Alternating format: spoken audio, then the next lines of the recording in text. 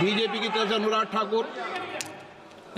मान्य अध्यक्ष जी, पिछली बार भी जब चर्चा हुई तब भी मैंने कहा था कि कुछ लोग संविधान तो हाथ में लेके घूमते हैं, लेकिन ये नहीं बता पाए कि उसके पन्ने तक कितने हैं, क्योंकि उन्होंने कभी खोला ही नहीं।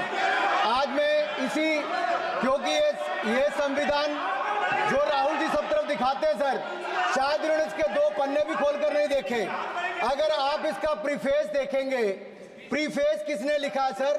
सुप्रीम कोर्ट के वरिष्ठ अधिवक्ता गोपाल शंकर नारायण जी। उन्होंने लिखते हैं, our constitution was crafted by the finest and most emancipated minds of the time and thankfully not directed by the confused Nehruvian social policy that guided success governments। वो इनकी नेहरू जी की विचारधारा पर सवाल खड़ा करते हैं और उन्होंने लिखा है कि giants like B.R. Ambedkar, B.N. Rao, Sardar Patel, K.M. Munshi Alladi debate provisions to protect the basic freedom. उन्होंने श्रेय दिया है तो अम्बेडकर जी को, सरदार पटेल और आगे।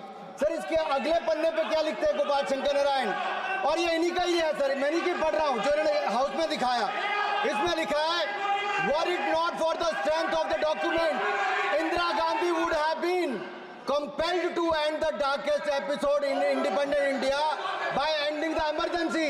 यानी कि संविधान की ताकत थी, जिन्होंने इंदिरा गांधी जी की इमरजेंसी को खत्म किया था, तो इस संविधान की ताकत थी। और ये आपके इसके अंदर लिखा है, राहुल जी जो आप लेकर घूमते हो, कभी खोल के पढ़ो तो सही, कभी पढ़ा भी नहीं आपने।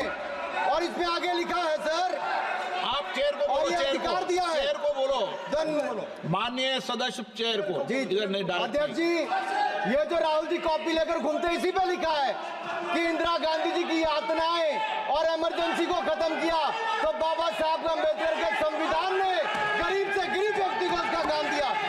सर आप इसके प्रीफेस पे जाइए, सर आप इसके प्रीफेस के बाद फॉरवर्ड जो लिखा सर, ये भी सुप्रीम कोर्ट के बहुत बड़े वकील है, उन्होंने क्या लिखते हैं सर कि जब संविधान बना उसके बाद सर, देश आजाद होने के बाद पहले दिन से ही लेजिस्लेटिव और हमारी ब्यूरोक्रेसी सर, हमारी दोनों ने ही जुडिशरी के साथ सींग फंसा के रखे, जुडिशरी को नीचे दिखाने की बात की। सर ये मैं नहीं कह रहा, ये वही किताब कह रही है जो राहुल गांधी हाथ में लेकर घूम रहे हैं।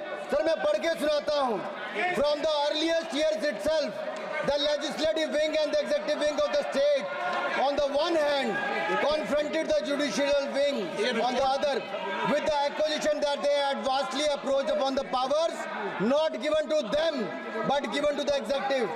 The then law minister on 28 October 1976 issued a strident warning to the judges of the Supreme Court, and I quote, sir मैं quote कर रहा हूँ, an atmosphere of the confrontation was thought to be created by those whose duty it was to see that they did not encroach upon the field which did not legitimately belong to them. Nothing should be left undone now to ensure that such a situation did not recur. If even after the amendments confrontation continues, then I think it will be a bad day for the judiciary. ये कौन कह रहा है? उस समय के law minister कह रहे हैं, और क्या कहते हैं sir again? We are trying to save them from the temptation to intrude into the powers which do not belong to them. What we are doing today is not to save the people from the judges. ये कह रहे हैं, we are trying not to save the people from the judges, but really enabling the judges to save them from themselves. This was said during the emergency which hit the nation like tsunami and brought about the realization and the constitution could not be subverted. Sir, अगर ये संविधान जो बाबा साहब अम्बेडकर ने दिया उसी ने देश को बचाया।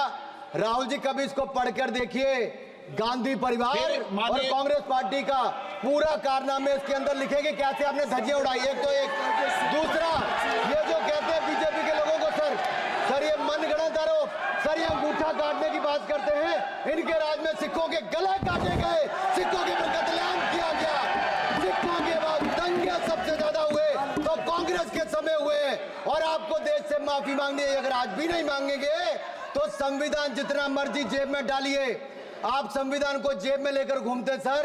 इन्होंने संविधान को तार-तार करने का काम किया है, इनको देश से माफी मांगनी चाहिए।